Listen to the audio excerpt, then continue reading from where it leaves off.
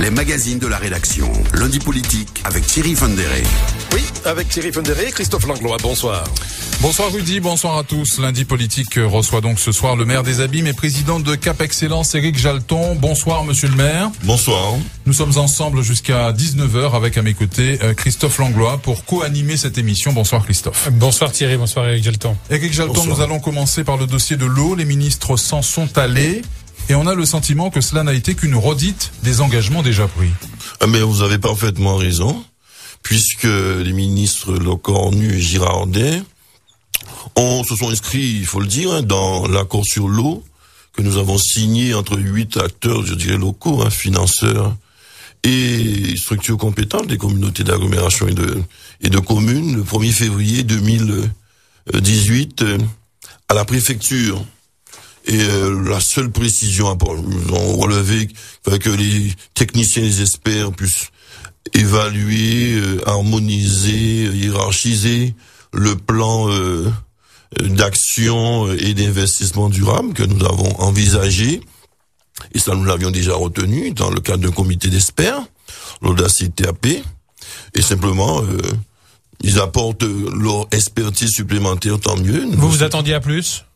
Non, ce que nous aurions souhaité, c'est la précision quant à l'apport financier de l'État. Oui. Les fameux 400 millions. Non, c'est ce qu'avait annoncé le président Chalus suite à sa visite auprès du président de la République, mais ça n'a pas été confirmé par M. Lecornu. On n'en parle plus. Mais ça, il faudra demander à M. Lecornu. Nous, ce qui est important, c'est que l'État se mette à nos côtés, confirme un engagement financier. 7 700 000, c'est ça? Oui, non, mais ça, c'est sur le premier plan d'action prioritaire. D'urgence, on le savait déjà, le préfet l'avait déjà annoncé. Ce n'est pas un scoop. M. Lecornu n'a fait que confirmer ce que nous savions déjà. C'est davantage sur le plan durable, pluriannuel, que eux, ils appellent schéma quinquennal. C'est déjà une nouvelle, ça veut dire que l'État va s'engager sur 5 ans. C'est déjà, au moins, cette nouvelle dans le cadre du plan, le deuxième plan que nous avons mis en avant, le plan durable, qu'ils appellent, le plan quinquennal, le schéma quinquennal. Donc, il y a une confirmation du communiqué élyséen, sans précision sur le montant de la participation de l'État, simplement sur sa durée, c'est-à-dire 5 ans, un quinquennat. Donc c'est déjà une nouvelle. L'essentiel, c'est que l'État apporte sa technicité, son expertise et ses moyens, restant à préciser aux côtés de l'accord sur l'eau que les 8 signataires, les 6 communautés d'agglomération et de communes en charge, plus la région et le département, ont signé le 1er février 2018 en préfecture. Et on déplace 3 ministres pour ça. Ah, les ministres se sont déplacés eux-mêmes, c'est pas nous qui les avons diligentés. Non, mais bon, c'est quand même mince, quoi. On déplace 3 ministres et on n'est pas plus avancé sur les sommes engagées par l'État. Je suis pas porte-parole du gouvernement. Non, mais je sais bien, mais je vous pose la question. Donc, vous pouvez vous en indigner. Ah, pourquoi? Ben non, on va pas. Ne pas comprendre. Non, mais dans un débat qui est aussi sensible, qui touche de près la population, il faut éviter de mettre l'huile sur le feu, c'est pas ma posture. Bien. Et donc, on va attendre. On est contraint d'attendre. Attendre quoi? On va pas attendre pour travailler. Nous, on a commencé à travailler sans attendre le gouvernement. Nos experts sont au travail sur le plan d'urgence, c'est déjà fait. On met en œuvre. On a commencé. Alors les premiers effets, ils vont se faire ressentir quand? Les premiers effets du plan d'urgence? Oui. On a commencé, on a ouvert sur Cap Excellence 2 réservoirs à Budan. Nous sommes en train de réhabiliter, durer 3 mois. Devrait être en fonction au bout de 3 mois, qui va permettre de régler bon nombre de tours d'eau sur la zone de Bémao. Donc ça a déjà commencé. Ça doit durer 2 ans, mais on l'espère, l'État même le souhaite, et s'il met un peu plus d'argent et qu'il facilite la passation des marchés, ça devrait durer moins de 2 ans, on l'espère en tout cas. Ouais. En tout cas, Cap Excellence est engagé résolument dans la résolution de ce problème à son échelle. Non, le Cap Excellence est engagé à l'échelle de l'accord, qui est un accord sur l'ensemble de l'archipel guadeloupéen avec 7 autres co-signataires, partenaires financiers et partenaires financiers que vous connaissez. Et donc, on ne se contente pas d'être engagé sur nos ouvrages. Évidemment, c'est là où nous pouvons assurer une maîtrise des ouvrages, c'est sur nos ouvrages. Mais nous sommes solidaires de l'accord que nous avons signé, qui est un plan d'urgence sur l'ensemble de l'archipel, solidaire, pour régler au moins des tours d'eau et quelques pénuries sur certaines hauteurs, notamment dans les grands fonds et ailleurs, en Guadeloupe. et le plan plus durable qui est quinquennal, puisque l'État qui mettra l'essentiel du financement l'a décidé ainsi, hein, et bon, qui peut décider quelque part. Et sur 5 ans, tant mieux. On avait annoncé 8 ans suite à la visite avec le président de la République. Si c'est 5 ans, tant mieux. Pour pouvoir régler sur le fond, alors vraiment pour moderniser et étendre les réseaux, les infrastructures, les ouvrages, pour arriver à une normalité des infrastructures sur l'ensemble de l'archipel guadeloupéen. Ouais, et je vois tous les communiqués là, on évite toujours de parler de gouvernance. Hein. Non, dans l'accord que nous avons signé le 1er février 2018... C'est reporté à longtemps, ça. Non, c'est le dernier point. On n'en parle pas. C'est le dernier point. C'est gênant. Non, c'est pas du tout gênant. Je l'ai dit lors de la réunion samedi à Basse-Terre, en préfecture. Nous, en tout cas, nous, au PCI, nous, communauté en charge de l'eau, on est prêts, ouverts à toutes les nouvelles propositions de nouvelles gouvernances sur l'eau, du syndicat unique au syndicat double, à l'organisme mixte partagé unique en passant par le référendum décisionnel proposé par les communistes avec une entreprise guadeloupéenne gérant en service public, etc., etc. Vous voulez un référendum, justement, comme le PCG l'a proposé? J'ai recensé 21 propositions. Non, moi, pour l'instant, nous exerçons nos compétences. Nous cherchons l'harmonisation avec les autres PCI, comme nous l'avons toujours fait. Et s'il faut aller un peu plus loin, s'il faut, dans le cas d'une SEM, mutualiser certains moyens, nos expertises, notre ingénierie, pourquoi pas? On va voir, on est ouvert, on n'est pas fermé. Mais le syndicat unique, universel, qui fait tout, qui monopolise tout, qui a le monopole de l'eau, je pense pas que ce soit la solution miracle et souhaitable pour l'avenir de l'eau potable, sa distribution, en tout cas sa production, son exploitation en Guadeloupe. Oui, entre ce syndicat unique, cette proposition, cette aspiration, et la situation actuelle, il faudra quand même quelque chose de transitoire, je dirais quelque chose de médian. Non, mais si tel était l'objectif, ce syndicat unique, bon. Non, il faut, la situation médiane, c'est laquelle nous assistons, c'est le fait que nous soyons mis ensemble, que nous ayons désormais une stratégie unique, que nous définissions des plans d'action, de travaux, uniques, hein. C'est un plan qui est unique, c'est notre est partagé, et chacun dans le cadre de sa maîtrise d'ouvrage agit sur son territoire avec l'aide de l'État, de la région, du département. Donc c'est déjà une belle avancée, à quoi nous avons opéré. C'est une forme de nouvelle gouvernance. Très bien. On vous a reproché d'être un empêcheur de tourner en rond dans ce dossier. L'option qui sera retenue sera celle qui aura votre aval? En matière de gouvernance? Ouais. Retenue par qui? Par vous? Ah, par moi-même. Non, par moi. Oui. Je suis un dictateur, c'est pas moi qui décide. Hein. Dans le cadre des lois de la République, on nous a donné un certain nombre de compétences. Mais vous avez votre mot à dire. Mais dans le cadre, au niveau de Cap Excellence, certainement, en tant que président du conseil communautaire, j'ai un mot à dire. Mais les décisions seront prises par le conseil communautaire si on doit délibérer là-dessus. Et voilà, donc j'ai mon mot à dire, comme les autres présidents de PCI ont leur mot à dire. Comme même ceux qui sont amenés à nous financer, tantôt doivent donner leur mot aussi. Donc il y a pas de dictature de personne, hein. Personne ne peut rien imposer à personne. Ouais. Alors soit le pouvoir, soit c'est le prééminence abimienne, soit la nouvelle gouvernance engage des réformes législatives, auquel cas ça relève du pouvoir des députés, des parlementaires dans le cadre d'une proposition de loi, ou du gouvernement dans le cadre d'un projet de loi. Et ça dépasse les petits présidents de communauté que nous sommes. Soit il n'y a pas nécessité de légiférer pour le projet qui serait mis en avant majoritairement consensuellement, auquel cas il faudrait voir localement comment on peut y arriver, par un référendum comme le proposent les communistes, ou par une sorte de consensus entre les différents acteurs de l'eau, consensus ou une forte majorité. On verra bien, moi je suis fermé à rien du tout.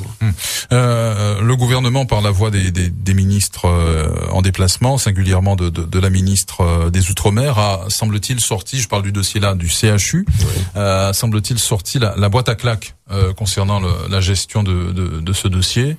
Et tout le monde en prend pour son grade. Oui. Oh non, je dis pas ça. Que vous partagez, je dis pas ça. Je dis bon, le ministre est dans son rôle. C'est un dossier très complexe. C'est un désaveu quand même pour les décisionnaires. Non, je pense pas. Le sujet est complexe. Les décisions, il faut blâmer personne, ni les politiques en charge, ni le directeur. Et chacun est dans son rôle. Les syndicats font leur travail de veille de l'intérêt des travailleurs, de la santé généralement. Chacun est dans son rôle. Donc elle n'a fait qu'arbitrer. Ce sujet complexe, c'est du jamais vu. On est dans une situation de crise sanitaire. Le futur CHU, c'est dans plusieurs années. On peut pas créer d'un claquement de doigts un nouveau CHU. Il y a eu un incendie, l'hôpital a été largement atteint. Les capacités des autres hôpitaux permettent pas de créer trouver une situation normale. Ils ont réinvesti la tour nord, peut-être que ça a été un peu précipité, pourquoi pas, mais ils l'ont fait sans doute de bonne foi, en pensant trouver la moins mauvaise solution. C'est ce dont il est question. En cette période de crise, c'est la moins mauvaise solution qu'il faut trouver. Ça vous inspire quoi, En attendant, le futur CHU, un plan plus général, plus global, sain, durable, satisfaisant de la situation sanitaire en Guadeloupe. Mais là, il faut aucun ministre, trouver la moins mauvaise solution. Éric Jalton, aucun ministre ne s'est rendu de son propre chef au chevet du CHU. C'est la fédération hospitalière qui a tiré le signal d'alarme. Ça vous inspire quoi, ça? On a peur de ce problème-là? Non, peut-être que le ministre de la Santé était déjà passé, et moi j'estimais que c'était pas nécessaire. Non, nous avons dit à Mme Girardin qu'il fallait quand même qu'elle passe, c'est la moindre des choses. Oui. Et heureusement qu'elle a suivi notre conseil. C'était bien qu'elle ait suivi notre conseil, et qu'elle ait pu toucher du doigt, je dirais, la profondeur des problématiques, leur complexité, qu'elle puisse demander qu'on regarde à deux fois. Deux précautions, la circonstance valent mieux qu'une. Je partage son point de vue à ce niveau-là, et il faudra sans doute revisiter les décisions prises. Encore une fois, chercher la moins mauvaise solution, en attendant une solution plus durable, satisfaisante. Ça, c'est un processus. Ça se fera pas d'un claquement de main, de doigts. Oui. En attendant, vaut mieux ne pas tomber malade. Oui, vaut mieux ne pas tomber malade, ça c'est clair. J'ai une vieille tante qui a plus de 90 ans, qui a une fracture du col, du fémur et du poignet, là. On a attendu une semaine avant qu'elle se fasse opérer. Vous voyez? Donc, j'ai quelques relations. Et alors, ceux qui n'ont qu'une relation, peuvent même pas suivre le dossier, ou etc. Hein, c'est comment ça c'est quand même, c'est dramatique, hein, et que nous en soyons là, mais c'est une situation exceptionnelle. Il faut le vivre ainsi, et nous espérons en sortir le plus vite. Et donc la réponse, qu'elle soit politique, gouvernementale, je dirais au niveau de la direction du CHU également, était à la hauteur pour vous? La réponse, il y a une réponse transitoire, hein. La réponse définitive de l'urgence n'est pas encore arrivée. Mais je pense que chacun fait de son mieux. Je veux jeter l'anathème sur personne, blâmer personne. Tout le monde était dans son rôle essentiel que il semble y avoir un consensus sur la nécessité de fouiller un peu plus, de faire davantage d'expertise concernant la situation de la tour nord, pour mettre en sécurité non seulement évidemment les malades, mais aussi les soignants, évidemment. Si les soignants tombent malades, où sommes-nous? Donc il faut s'assurer que le principe de précaution s'applique au mieux. Si le principe de précaution consiste à réinvestir la tour nord, même s'il y a quelques difficultés sanitaires, parce qu'on peut pas, c'est la moins mauvaise façon de soigner le plus grand nombre. Eh ben voilà, c'est peut-être ce qu'ils ont pris comme option. Si c'est pas la bonne option, mais il faut envisager une autre.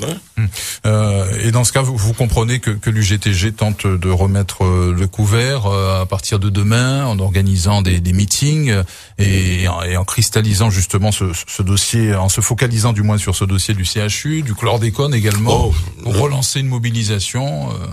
Bon, l'UTC, GTG dans son rôle. L'UGTG, oui, PS. Il veille aux intérêts de la Guadeloupe, généralement, du système sanitaire, de leurs mandants, des travailleurs qui sont au CHU. Donc, joue le rôle de garde, de veille, il faut, hein, dans une démocratie, des syndicats vigilants, qui veillent, aux excès ou aux lenteurs ou aux négligences administration, hein. Le politique n'est pas parfait, les syndicats non plus, mais l'un et l'autre sont complémentaires et jouent le rôle pour une bonne avancée sociale, économique aussi par ailleurs, de la Guadeloupe. Hein. Donc on ne tire pas aujourd'hui ni sur les syndicats, ni sur la direction de l'hôpital? Non, ni l'un ni l'autre. Chacun a essayé de jouer son rôle et tant mieux s'il y a des syndicats vigilants, des médecins aussi vigilants, pour pouvoir peut-être remettre en cause parfois des décisions de la direction qui sont prises de bonne foi, mais pas avec tous les éléments de terrain nécessaires. Donc on est dans la gestion du moins pire aujourd'hui au niveau des CHU. Je crains que ce soit ça. Dans cette situation de crise, c'est la moins mauvaise solution que nous devons trouver. La meilleure solution, c'est celle qui viendra durant les années à venir, avec le futur CHU et tout ce qui devra aller autour d'un vrai système de santé bien organisé en Guadeloupe. Mais ça, c'est un processus qui doit nous conduire. Et on doit veiller au grain. On ne pourra pas le faire d'un claquement de doigts. Pour l'instant, il faut parer à l'urgence. Très bien. Que pensez-vous de la nomination, on l'a appris ce matin, de Camille Galap, qui était d'ailleurs notre invité tout à l'heure dans le journal de David Camachi. Nomination donc de Camille Galap comme directeur général de Guadeloupe Formation. C'est une bonne chose, je l'ai félicité d'ailleurs, et c'est une bonne décision que, en tout cas, je crois sous l'impulsion du président de la région, je le félicite pour cela. C'est quelqu'un de compétent, c'est un Guadeloupéen. On garde nos talents? On garde nos talents, voilà, localement. Je suis très content pour lui, c'est un ami, et très content pour lui. Et je pense qu'il va servir là, c'est son domaine, l'éducation, c'est la formation, ce sont deux sœurs. Il va servir correctement, je pense, les intérêts des jeunes Guadeloupéens, notamment et des moins jeunes, le biais de la formation continue. Oui. Et la formation initiale. Il faut relancer aussi l'apprentissage. Oui, l'apprentissage. C'est une chance. Ça peut être une chance pour nos jeunes. C'est une chance pour nos jeunes dès lors que son accès est facilité. C'est pas évident, hein. C'est pas évident. Les dispositions des règlements législatifs n'ont jamais été à la hauteur des enjeux en matière d'apprentissage. Il faudra sans doute toujours améliorer les choses en la matière pour rendre accessible pour l'entrepreneur pour le recours à des apprentis. C'est pas encore ça, que ce soit au niveau des contrats de qualification, de professionnalisation, en alternant généralement. On a toujours des difficultés à ce niveau-là. Et c'est bien dommage. Mais il faut quand même faire en sorte qu'on puisse au mieux utiliser les dispositifs actuels, qu'ils soient le plus rentable possible. Au niveau statistique, on ait un taux de réussite de ce recours à l'apprentissage meilleur que ce à quoi nous assistons aujourd'hui. Très bien. Parlons politique à présent. Éric Jalton, où se situe Éric Jalton sur les radars? Aux abîmes et à Cap Excellence. Oui, assurément. Vous restez toujours dans votre territoire alors? Oui, pour l'instant, je me suis rabattu, j'allais dire, sur mon petit territoire des abîmes de Cap Excellence, en restant solidaire évidemment du grand combat de la Guadeloupéen. Mais je suis plus dans les guéguerres politiciennes de parti. Hein. Non, j'ai mon organisation politique, la Frappe, et nous essayons de la faire vivre. Elle est vigilante au niveau des abîmes. J'ai Cap Excellence, qui est un gros machin, hein, quand même. Plus de 100 000 habitants, une des principales places économiques de la Guadeloupe, au niveau du système sanitaire de même, de transport, un pôle de développement important et qu'il faut quand même piloter correctement. Donc ça occupe un homme. Hein, vous avez suffisamment de travail alors? Et heureusement, je suis plus député. C'est vrai que j'y allais pas beaucoup, hein. Durant la dernière mandature, on vous l'a bien reproché. Oui, mais à juste titre, c'était une vous reconnaissez? Je reconnaissais que j'étais régulièrement absent à l'Assemblée nationale, mais pas souvent. Vous étiez épinglé, hein, d'ailleurs, hein, par la presse nationale. Appelez tout ce que vous voulez. C'est une réalité que j'ai assumée. J'ai fait 3 mandatures et la dernière, évidemment, maire président de Cap Excellence, j'avais moins de disponibilité. Je l'assume pour être présent dans l'hémicycle, pas pour faire le travail de député. C'est paradoxalement durant la dernière mandature que j'ai eu le plus de résultats en qualité de député avec la rénovation urbaine, 500 millions d'euros, Pointe-à-Pitre que j'ai donné un coup de main également, bon nombre de dossiers lourds, nous les avons gagnés durant la dernière mandature. Donc, parce que le rôle de député, c'est vrai qu'il faut, surtout la première mandature, se faire connaître, être dans l'hémicycle. Je veux pas dire qu'il faut jamais y aller, ce serait faux. Mais c'est pas là que les grosses décisions se prennent quand il s'agit de défendre un territoire défavorisé comme le nôtre. Il faut y aller aussi, mais on obtient davantage bien souvent hors des arcanes de l'Assemblée nationale, de l'hémicycle, où c'est un jeu de rôle bien souvent qui préside au débat. La tectonique des plaques a un petit peu changé hein, depuis la dernière élection présidentielle et la victoire d'Emmanuel Macron. Ça n'a pas eu d'incidence sur votre trajectoire politique, votre manière d'apprécier la chose politique et votre positionnement tout court? Pour l'avenir, j'ai fait voter pour Macron pour barrer la route, notamment à Marine Le Pen. Hein. Ouais. Ça me paraissait le bon candidat dans le contexte, hein, délitement de la droite surtout et division de la gauche. Et donc, je regrette pas. C'est un jeune, on verra ce qu'il donne. Tout n'est pas parfait évidemment dans son programme. Il faut rester vigilant, parfois même critique, si nécessaire. Et moi, je me situe là, j'attends voir les bonnes décisions qui sont prises et je fusille celles qui sont très mauvaises et j'essaie de proposer des amendements, des particularismes nous concernant pour les autres décisions, les autres propositions. Je reste pragmatique en la circonstance par rapport à ce nouveau gouvernement. Vous êtes un Macron, je veux pas l'accuser. Un Macron sceptique. Non, je suis pas Macron. Je suis ni macroniste, je suis même pas jaltoniste. Vous êtes compatible avec Macron? J'ai fait voter pour M. Macron. Et je l'encourage, je veux qu'il réussisse. Je l'apprécie beaucoup dans son discours pour le développement durable, l'écologie, ses positions internationales.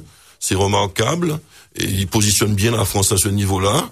Mais pour le reste, au niveau social, il faut voir. Les contrats aidés ont été quelque peu supprimés. Ça, il faut être très vigilant. On attend voir les résultats de sa politique économique.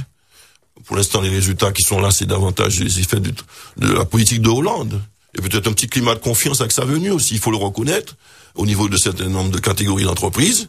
Mais on attend des résultats concrets. Je pense qu'il réussira le jour où on aura une baisse notoire du chômage, notamment au niveau de départements d'outre-mer. Ouais. On est loin du compte. Le reste, c'est important, mais l'essentiel, c'est le chômage, c'est l'emploi, c'est l'environnement aussi de plus en plus, c'est l'urgence écologique, particulièrement énergétique, climatique. Et là, ce sont des enjeux qui dépassent les petites considérations territoriales, nationales, voire internationales. C'est un enjeu qui concerne l'humanité. Ça sauvegarde. Et donc là-dessus, c'est la priorité des priorités. Et je dirais que les limites de votre confiance à Macron se heurtent à sa proximité peut-être avec le député Servat. Non, faut pas dire ça. Bon, je savais que Servat et Macron étaient très proches, hein, comme avec Chalut. C'est pas un problème. C'est une contingence politique. Je m'en accommode. Je distingue Macron de Servat et je juge l'un et l'autre séparément. Je les mets pas dans le même sac. Et voilà. En tout cas, on sent que la campagne là pour les abîmes elle est bel et bien lancée.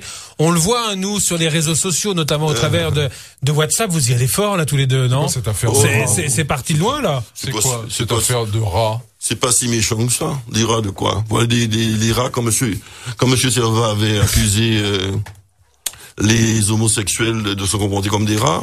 Non, c'est ça? Oui, je sais pas, traduisez-nous les échanges. Des propos qui vous sont prêtés pendant la visite ministérielle. On m'a prêté des propos qui sont pas les moindres. Une affaire de rats. J'ai dit que certains Chinois mangeaient des rats, c'est une réalité, c'est une coutume dans certains pays, dans certains territoires de la Chine, quoi. Ils mangent même des chiens, ça. On peut m'attaquer en justice, je suis capable de démontrer le contraire.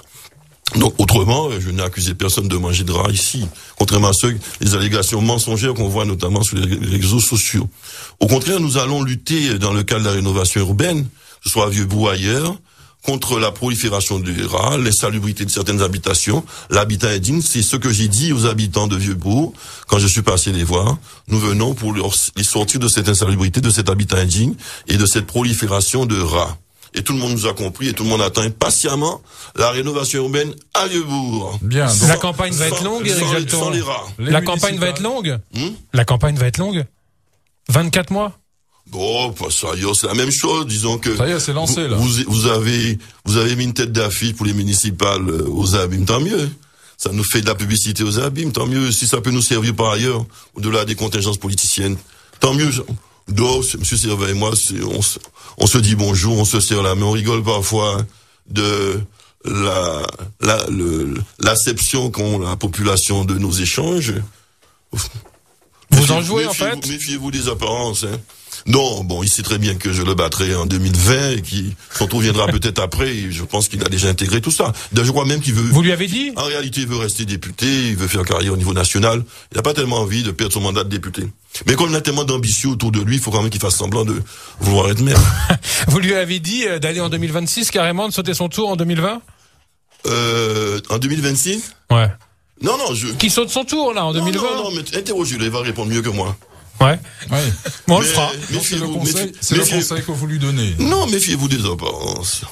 Bon, très bien. Il y a un deal secret, là? Ah non, j'ai pas dit ça, je dirais pas ça. Je vais pas le mettre en difficulté. Une dernière question. L'actualité politico-judiciaire a été marquée par deux décisions importantes ces dernières semaines, ces derniers jours. Elle concernait donc Cédric Cornet, donc qui a été relaxé en correctionnel, ouais. Et à contrario Louis Molinier, le désormais ancien maire de Terre-de-Haut, qui lui a été lourdement condamné. Eh ben, je me mêle pas des décisions de justice. J'ai d'amitié pour Molinier, comme d'amitié pour monsieur Cornet. Maintenant, ce qu'ils font dans la vie privée, la vie publique, ils engagent leur propre responsabilité, pas la mienne. J'espère qu'ils bénéficient de tout le système judiciaire français pour bien assurer leur défense. C'est ce que je leur souhaite. Et une fois que la justice décide, à moins qu'on prouve qu'il y a eu des erreurs judiciaires, je me suis obligé de me plier et constater la décision de justice. Pour l'un et pour l'autre, en tout cas, je leur souhaite de s'en sortir dans cette affaire pénible, sans doute pour eux, mais tout autant pour ceux dont qui seraient victimes de leur éventuelle action. Oui, pour le mais pour l'instant, il y a eu quelqu'un qui est pas gracié, mais en tout cas en première instance qui absout, en tout cas. Et l'autre, il y aura appel pour les deux, malheureusement, qui est accusé lourdement.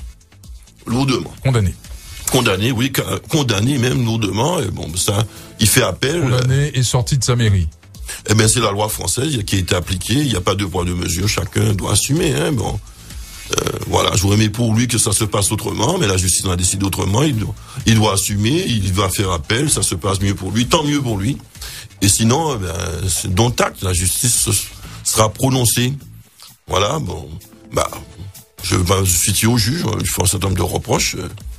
Et je n'ai pas tout le fond du dossier. Très bien. Mais on a vu pire à d'autres périodes, d'autres endroits. Monsieur Cahuzac qui détourne des millions et des dizaines de millions d'euros et qui se prend en tant que Monsieur Molinier. On a l'impression qu'il y a parfois deux poids, deux mesures. Bien, vous êtes sur la même ligne que selon que vous soyez riche ou pauvre, les jugements de cour vous rendront blancs ou noirs.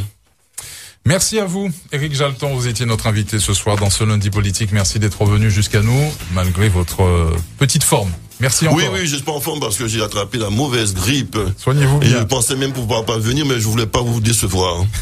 Bonne soirée. On n'est pas déçus. Merci à vous. Bonne soirée. Merci. Il est 19h01.